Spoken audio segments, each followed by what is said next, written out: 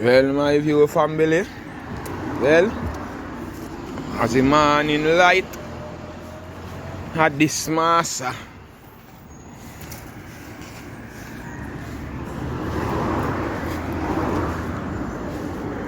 Good though. Oh, you what? Girl, and a fight over. One thing with me just I got talk it truth. Who that people? Big idiot Jerdene. Yes, Jerdene got to be exact. Look how the girl they are yard. Good. For she take her hand and back her clip. No. She take her hand put pan knife, but she go so boom and circle the road and look for the girl with her man. Cause she got tabard up kill her. And guess what, go on people? The girl take Jerdene knife from her and tab up Jerdene, kill Jerdene. Say it that now. Dead, she dead. Yes, dead, she dead. Big idiot girl. 26 years of the Pangadland. And you don't learn nothing? Anyway, people, make us move on.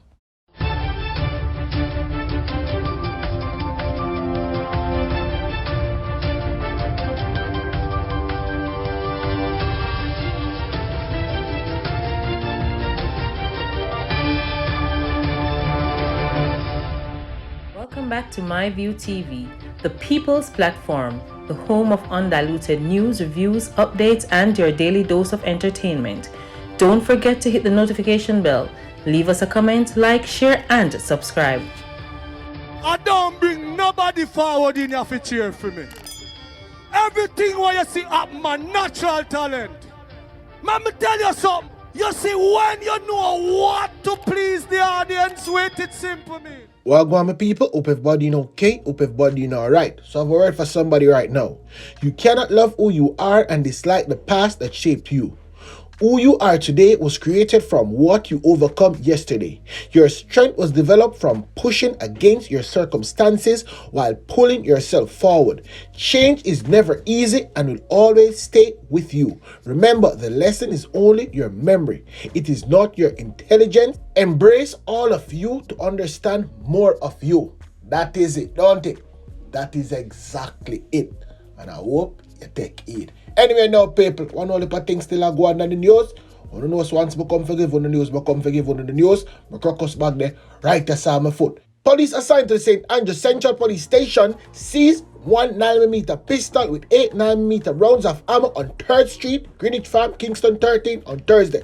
Report reaching our news team that about 7:08 p.m. when the man them shadow home watch news, a team of officers was on patrol in the area when a group of men was seen standing on the roadway. And guess what, people?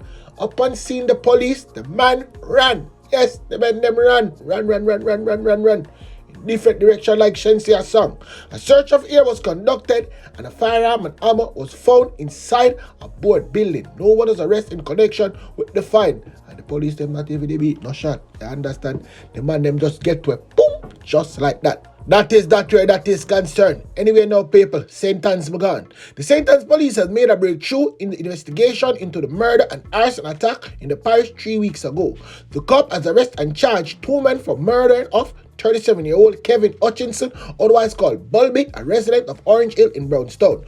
Those charged with murder, arson, conspiracy, and robbery with aggravation are 27-year-old Rashawn Ratchie and 30-year-old Answorth Whitaker. Them 2 boys should not get slapped with. Investigators said the men conspired to kill Mr. Hutchinson, then set his house on fire with the body still inside. The incident was initially described as a fire and death investigation, but further checks revealed that Mr. Hutchinson had been robbed of cash and stabbed to death. The suspect were later captured and reportedly confessed to killing him. But hold on there. Look how the police them could have fixed them a boy a business, man. Me always tell the police them as some big baboon, you know. Jesus, babes. Anyway, I can go to more news. Members of the Narcotics Division has conducted a series of operations across the island targeting suspected drug-based and drug dealers. 7 persons has been arrested and charged during the operation in the corporate area, St. James and St. Mary, over the last 24 to 36 hours. It could be more still, depending on what time you listen to this. But anyway, the police conducted an operation at a bar along Eastwood Park Road on Thursday. I see some only for fake cigarette. But I can tell you something. Mr. Chid and him friend them carry them in and them now stop them at the wall. You understand? Bartender Simone Curlew, age 42, was charged with possession of the fake goods them. Yes, people, them charge her for the fake goods them. She was offered bail and is to appear before the Kingston and St. Andrew Parish Court on Thursday, January 12th.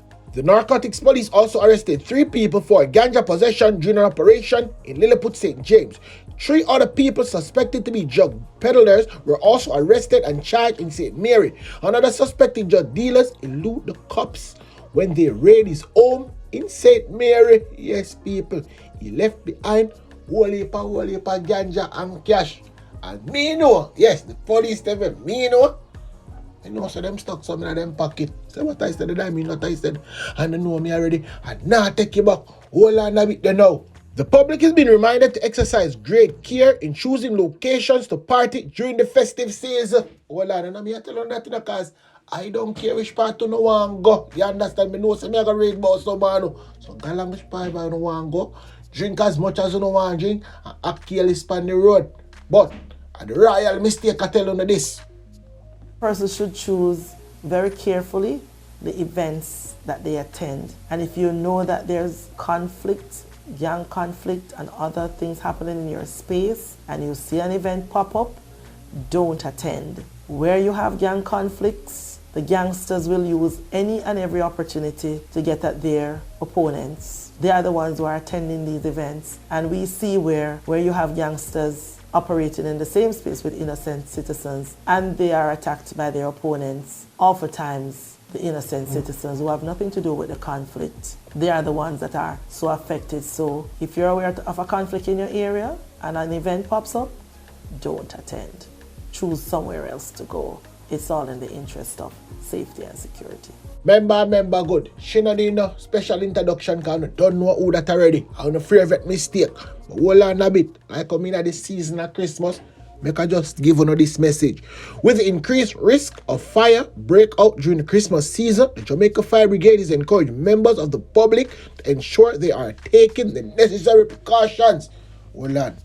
Me go and make Stuart Bedford talk to you now. Electrical short circuit is one of those that we have come across as well, and sometimes this is due either to inappropriate connections or overloading of circuits. We tend to put up the lights for Christmas, the decorations and all of these things, and we recommend that you don't use an extension cord for some of these things. You plug it directly into the wall, because an extension cord will overheat if you plug too many items, electrical equipment into that one extension cord. We have seen persons charging their phones and their laptops and would leave that in their sofa. When you're charging your phone and so on and your laptop, that tend to generate a certain amount of heat, and if there is any short circuiting taking place there, then that will result in a fire as well. So we have seen instances of that. So there are multiplicity of cases that we have come across where persons would have through maybe sometimes lack of awareness and sometimes downright carelessness on the part of individuals, that will cause a fire in the home. So that is that way that is concerned. What you are going to now, people. Head of the Area 1 Police, I'll give us an update on crime within the division. Area 1 Power 1. Simply put, the impact has been very good actually. Several mornings when I'm getting my crime report and you constantly hear that there's no major crime, shooting, murders, it can only augurs good for us as police officers and for the community. So the strategy that comes with a state of public emergency, those strategies have been good. The flexibility of the police working with the military has augurs very, very good in terms of the results, as the statistics would tell us. And outside of that, we are seeing a more comfortable and a more confident citizenry in their communication with us in terms of information that are being provided, and we're seeing that being manifested in terms of the arrests that we're making, in terms of the recoveries that we are making, and the general support that we're getting from the public is good. So all around, state of public emergency, it can come at an opportune time, and moving into the end of the year, I can only say that it could not have come at a better time. There are statistics and other variables that drive where state of public emergencies are declared. With regards to Trelawney, it doesn't have those numbers in terms of murders and shooting that would necessarily cause a state of public emergency to be declared in Trelawney. We do have murders, yes.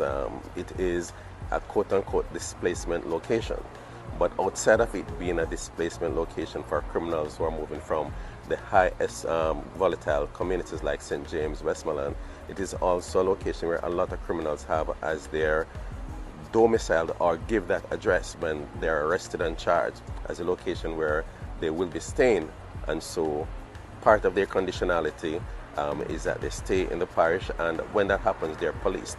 But with regards to the number of major crimes being committed in Trelawney, it certainly doesn't warrant a state of public emergency. Outside of that, when I look at the criminal network in terms of gangs, for example, St. James has in excess of 40 active gangs. You don't have those numbers in Trelawney. Westmoreland has in excess of 13 active gangs, and Hanover has similar numbers. You do not have that issue in Trelawney.